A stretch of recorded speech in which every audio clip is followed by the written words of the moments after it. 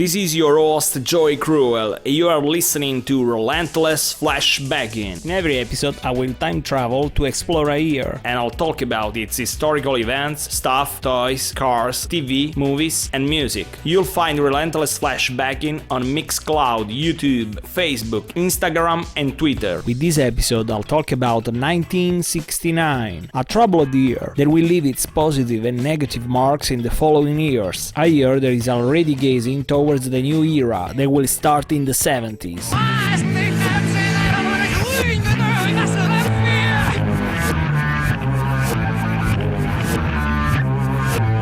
During this 1969, everything happens. It's an important turning point for humanity. In the United States, Nixon becomes the 37th president, and later he will become one of the most hated presidents for the Watergate scandal and his policies. The Vietnam War still continues after 14 years, and it will continue until 1975, another 6 useless years trying to win a war that cannot have winners. Then the Vietnam War strikes everybody, thanks to Seymour Hersh, who, with a devastating article on the Washington Post, exposes the shameful My Lai massacre, a mass murder where unarmed elderly people, women and children were killed by US troops in 1968. The massacre was interrupted only by a brave helicopter's crew, Hugh Thompson Jr., Lawrence Colburn and Glenn Andreotta. Of course, the army tried to cover up everything, but it didn't work. After all the words and mischief, the cold reality is that more than 500 unarmed civilians were killed by brainless puppets. The USA government shows its dark face, and in March of 1969, President Richard Nixon authorized secret bombing raids that will last until 1973. More than 100,000 Cambodians will die, and more than 2 million people will become homeless. Enhancing the destruction, in 1970, President Nixon will order to occupy parts of Cambodia. The American presence, along with the airstrikes, will convince many Cambodians to overthrow their government, leading to the rise of the Khmer Rouge, a communist, genocidal, and despotic government that will rule between 1973 and 1979, that will murder a quarter of the Cambodian population. That's another rotten fruit from the sick and useless Vietnam War.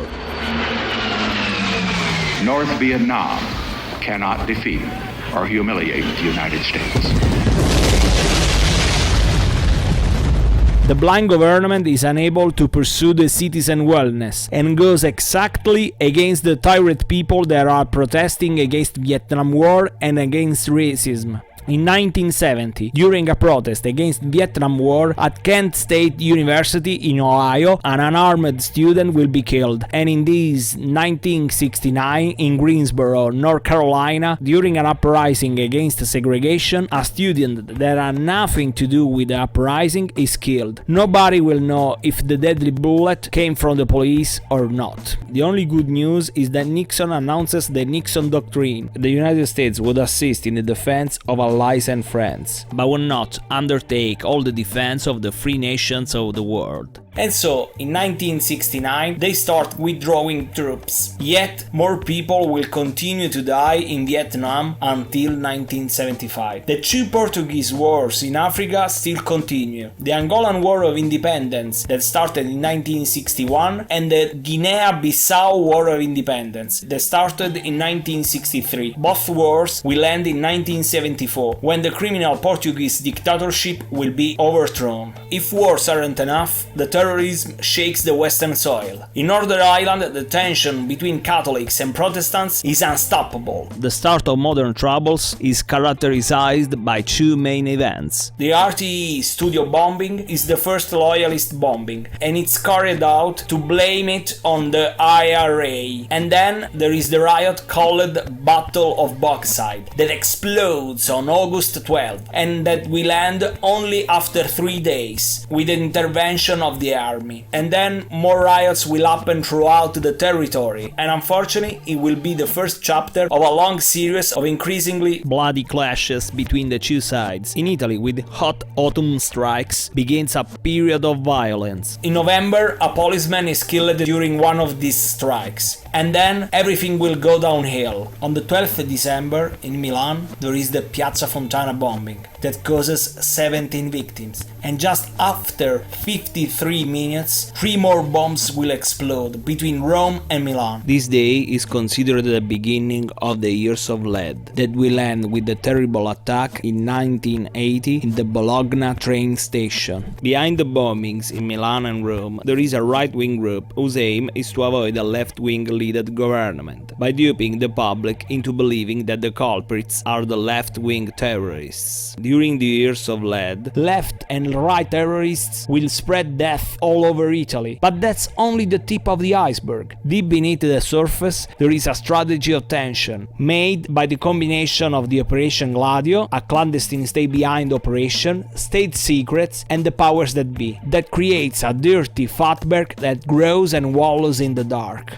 To finish with this subject, there are so many airplane hijacking in this year that I don't have time to cover them all. But at least I have to remember the Flight 432 and the Flight A40, both attacked by Palestinian terrorists. The Flight 432 was supposed to fly from Amsterdam to Tel Aviv, but it was attacked by 4 terrorists that were arrested thanks to an undercover Israeli security agent. But sadly, one of the members of the crew will die for the wounds. The Flight 840 was supposed to fly from Rome to Tel Aviv, but 2 terrorists hijacked the plane, so they landed in Damascus, Syria, where the Syrian authorities arrested the terrorists and released all the passengers, except for 2 Israeli passengers. They will be released only in December, in return for Syrian and Egyptian soldiers that are prisoners in Israel. In Spain, the dictator Franco introduces martial law in response to student protests, so 300 students are arrested in Madrid. In USA, John Kennedy's brother, Ted Kennedy, while driving intoxicated, has a weird car accident. The car falls from a bridge into the water. He survives and wanders for hours, but his secretary, who was traveling with him, Mary Jo Kopechne, sadly drowned. The only consequence that Ted Kennedy will suffer is that he will lose any chance of ever becoming president. I needed more than 7 minutes to end this section about the news of 1969. But now let's take a break with some music. The hot August of 1969 is the moment of the impact of another band that will mark the hard rock and punk scene. I'm talking about the debut of the Stooges, who, like MC5, come from Michigan, have signed with Elektra Records,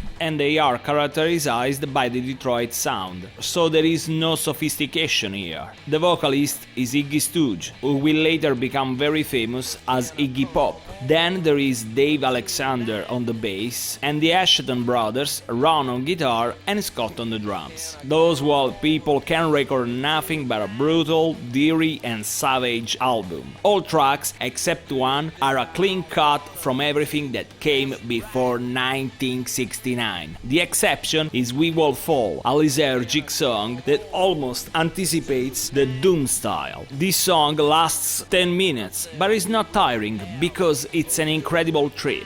There are just few words. Iggy is waiting for his girlfriend, Nico from the Velvet Underground, in his hotel room, the 121, in the infamous Chelsea Hotel. And then there is a funeral mantra in Indian language that is repeated over and over in an hypnotic way. This album is another masterpiece, and among the best tracks there is I Wanna Be Your Dog, which is a clear parody of I Wanna Be Your Man by the Beatles. This is another sign to define themselves at the antipodes of gentle rock. The Beatles are full of love, the Stooges are full of perversion. But in the name of this 1969, here is the Stooges with 1969.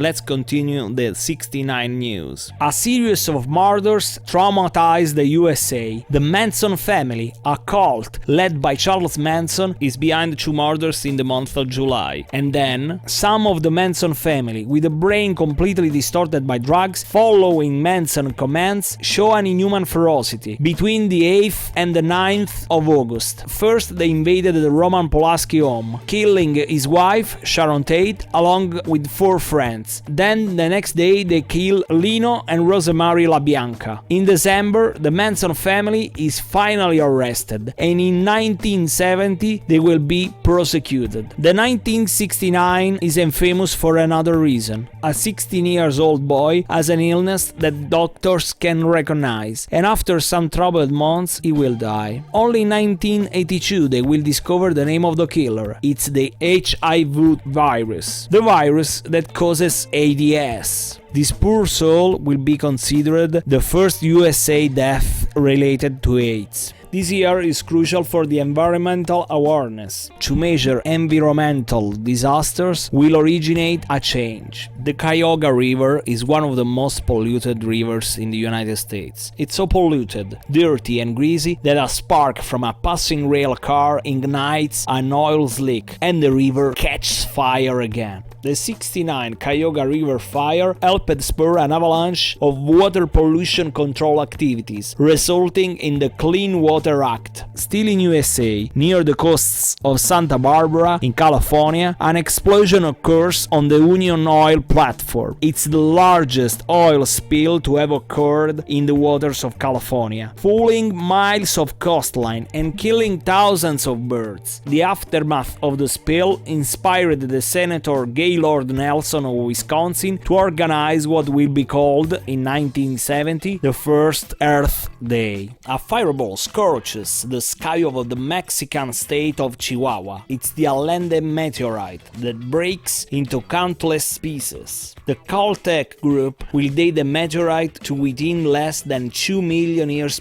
before the solar system was formed. Breathtaking, man.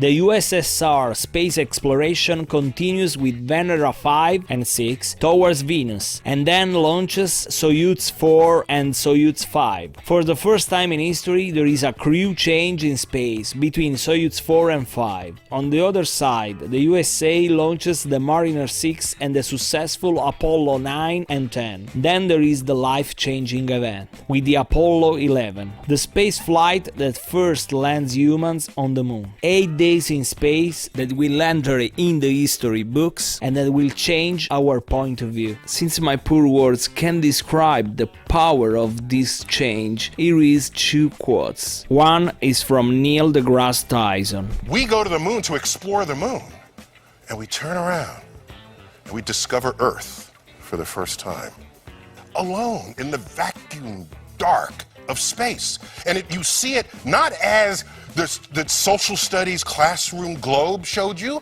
There were no color-coded countries on it. All you saw was blue oceans and dry land and clouds. And at that moment, everyone changed. Everybody said, oh my gosh, pollution is not just this river behind my house or this lake. It is global. A cosmic perspective can descend upon you in such a way that you are realigned with your own survival and the survival of others in such a way that maybe you're going to do something about it. And then there is Carl Sagan. That's here. That's home. That's us. Our planet is a lonely speck in the great enveloping cosmic dark. The Earth is the only world known so far to harbor life. There is nowhere else.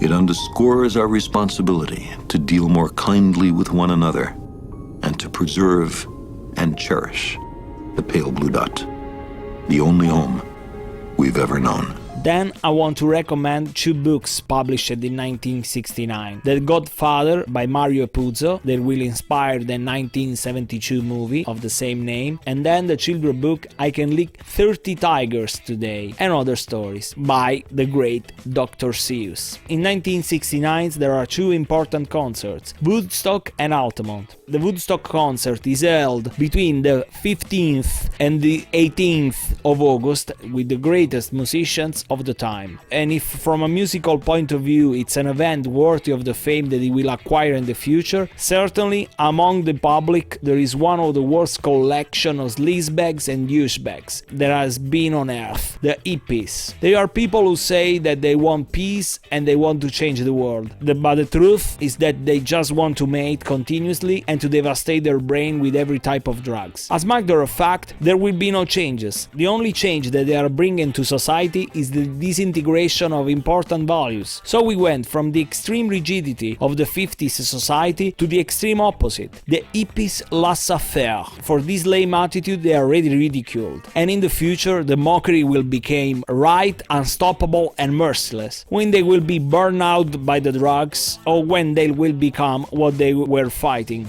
As for the bands, there are many that I can mention, but just think about these names: Kennedy, Creedence Clearwater Revival, Grateful Dead, Crosby, Still, Nash & Young, The Who, Jefferson Airplane, and of course Jimi Hendrix. Then there is another counterculture rock concert with great names, the Altamont Speedway Free Festival. There are Jefferson Airplane, Crosby, Still, Nash & Young, as in Woodstock, and then, among the others, there is the main act of the evening, the Rolling Stones. But if Woodstock is in the name of peace and love, Altamont is the exact opposite, with episodes of violence between the crowd and the security, the ill-famed motorcycle gang, the Hells Angels. What they were thinking when they choose the Hells Angels as security. The epilogue of the night is devastating: an accidental drawing caused by LSD and 2 dead in a car accident. Then a 19-year-old boy, probably intoxicated, jumps on stage. It seems that he got a gun, so an Hells Angel reaches him and he stabs him to death. With this murder, the 60s dreams and hopes abruptly end. This concert is so nefarious that will be called the tombstone of the hippie movement.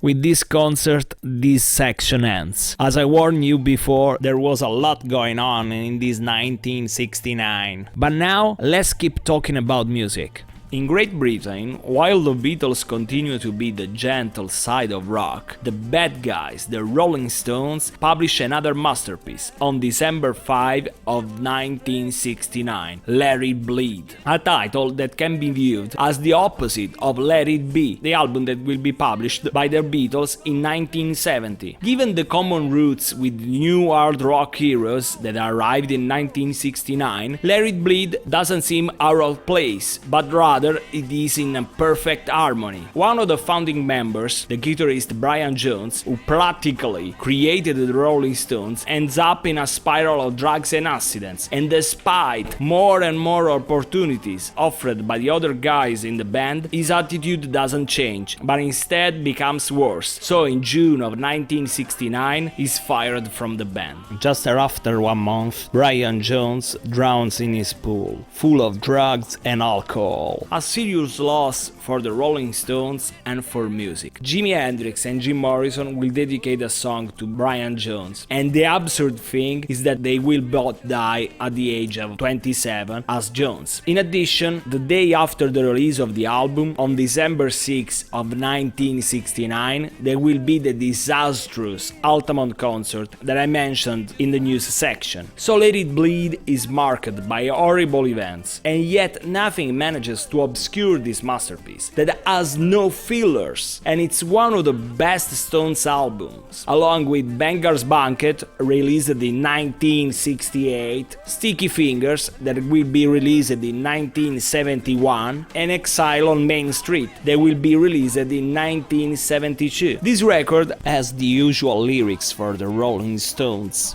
except in 2 songs: the unsettling Midnight Ramble, that talks about a serial killer Thriller and Gimme Shelter, that talks about Vietnam, one of the few political songs from this band. With this album, the episode ends. In the next episode, I'll talk about stuff, toys and cars from 1969. Please subscribe to the channel and follow the show on Facebook, Instagram and Twitter. If you want to give your support, please visit Patreon. And remember that you can find a t-shirt for every year on Teespring. Relentless Flashbackin is easy to find, because the name is unique all over the web. And now, from Let It Bleed, here is the Rolling Stones with Gimme Shelter. Stay outrageous, stay larger than life, Romeo, Foxtrot, Bravo!